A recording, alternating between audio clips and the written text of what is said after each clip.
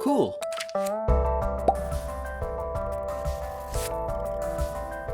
How's it going, fellas? Devin here with Make Anything, and I've got another cool little one-day project for you today. And this one is a bit of a departure from what I've been doing on this channel.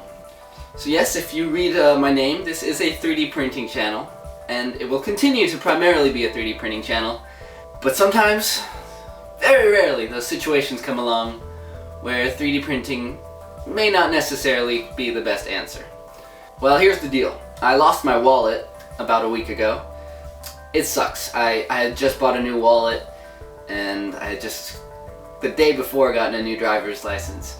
But anyways, it happened, it happens, and I had to deal with it. So I decided, why not make my own? Even the wallet I lost had some things about it that I would have liked differently. So I'm on team front pocket wallet. A lot of people put their wallets in their back pockets, but I find that's uncomfortable to sit on. So I put mine in the front, but my past wallets have been a bit bulky and it doesn't look so great. So I decided if I'm going to make my own wallet, I'm going to make it as thin as possible. It's going to be the bare minimum. I just need something to hold everything together and make it easy to take out when I need it. That's it. So I took to my sketchbook, started drawing up some ideas, and just went straight at it.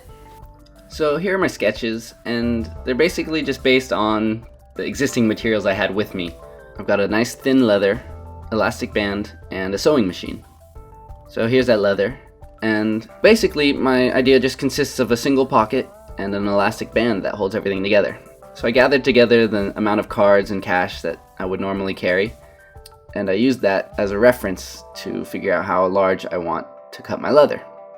And I just used the existing edge of the leather because I thought it was nice and natural looking. And then I used tailor's chalk to mark out the perimeter of my cut. So I kind of got a rough estimate with the cards in there, and then I just used this 90-degree angle to really reinforce it. And then I just cut it out by hand using some nice quality shears. After I had one side, I lined it up with another edge that I liked, and traced that out as well, and cut it out.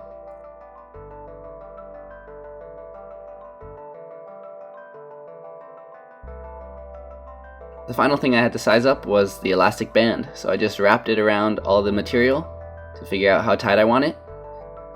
And with those parts cut, it's off to the sewing machine. So first I tested out on a scrap piece of my material just to make sure the stitch length was right and everything was working out okay. And I'm not going to show you the whole setup of the sewing machine here.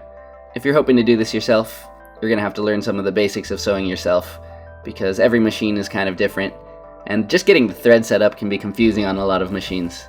So I'm kind of just showing a broad sense of what I'm doing. Since I want the stitches to be hidden on the inside of my wallet, I actually sew the entire thing inside out, and then I'm going to flip it after I'm done. And it's been a while since I sewed, so I'm going really slow here, and I'm actually turning the thread by hand sometimes. So you go forward and backwards a bit to lock the stitch into place. When it comes to turning the corners, I go nice and slow, turning the needle manually and just making sure I get a decent corner. And also, before I sew over the elastic, I want to make sure everything's lined up just how I want it, and then you just gotta go for it.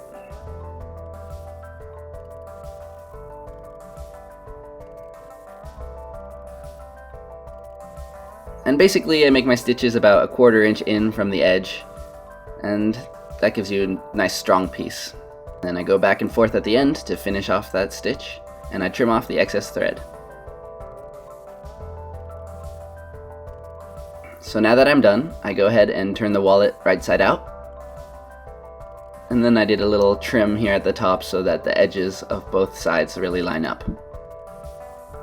So I just used white elastic because it's what I had, but I really wanted an accent color. So I'm just using a regular old Sharpie, and I'm just going to keep drawing over this elastic several times until there's a nice consistent color.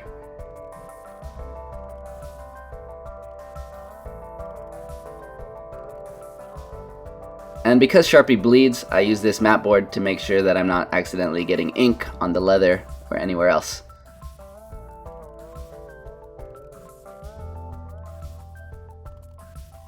And once I've let that dry for a few minutes, I bundle together my cards and cash, and it's all set.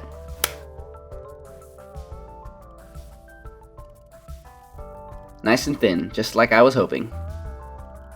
And it's pretty easy to get out my license or whatever I need. Alright, well there it is. The thinnest possible wallet I could pretty much come up with to hold all this junk. You know, everyone's different, so some people might not like this. They might want more space to hold their change or a clear window to show their ID without having to take it out. But this is exactly what I was looking for, and that's why I made it myself. That's why being a maker is, like, my favorite thing.